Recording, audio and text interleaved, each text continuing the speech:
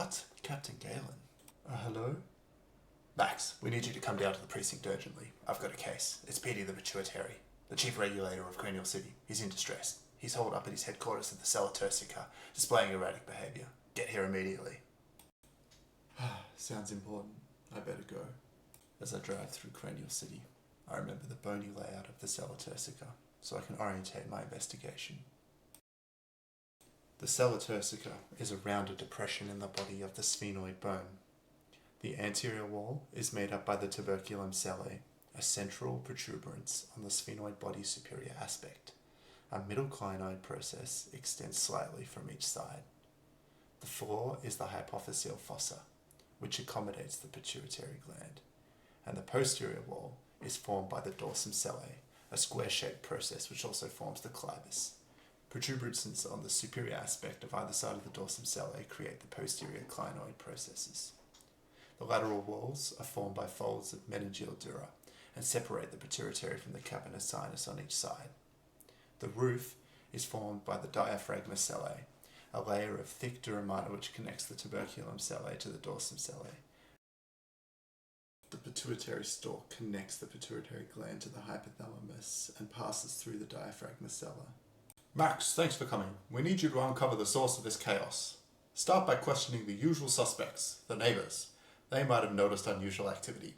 We need to piece together this puzzle from those who share his walls.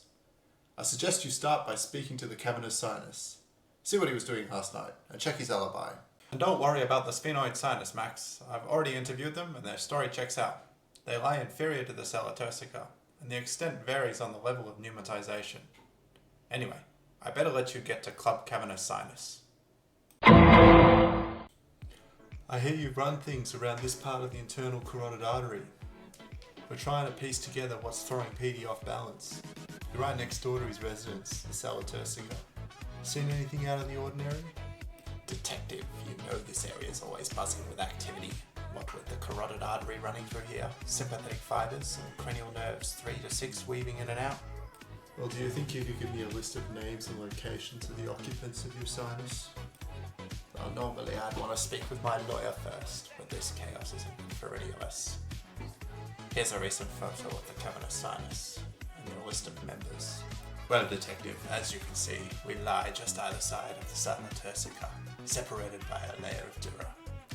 Inside here, it's mostly channels of venous blood, but don't overlook the internal carotid artery. It runs very close to our medial wall. Right near it, you've got the 6th cranial nerve crossing through, which is particularly sensitive to any pressure changes. And the sympathetic fibres you mentioned? Yes, they're crucial. These fibres are en route to the orbit, playing a key role in controlling the eyelid and the pupil. They hitchhike with the internal carotid artery before fibres travel up through the sinus to the 6th cranial nerve. Any disturbance here and you'll see a Horner syndrome up top. As for the others, cranial nerves 3, 4, the 1st and 2nd division of cranial nerves 5, they travel through our lateral wall in a sheath of dura. They're all tightly packed, and any swelling or shift from the norm could pinch them, causing a cascade of symptoms like diplopia or facial numbness. Anyway, I suggest you take your investigation to the optic chiasm. I've heard rumours that he's also having some trouble. Optic chiasm, thanks for meeting me. We're investigating some disruptions from the pituitary. Given your nearby position to his residence at the sella turcica superiorly here, have you noticed any unusual activities or symptoms that might point to what's going on? Nothing escapes me here, Detective. Lately, there's been an unusual pressure pressing upwards against me. Look at how I relate to the sella turcica and the pituitary. My job is to transfer visual information to the brain, and the mayor is getting a very peculiar pattern of interference in the visual field. Show me that pattern. Chiasm, that's it. I think your symptoms have pinpointed the disturbance from within Petey himself. It looks like a bitemporal hemianopia, probably from some kind of pituitary tumour, pushing upwards and compressing where your fibres cross. I need to get back to the captain to sort this out and save Petey and you.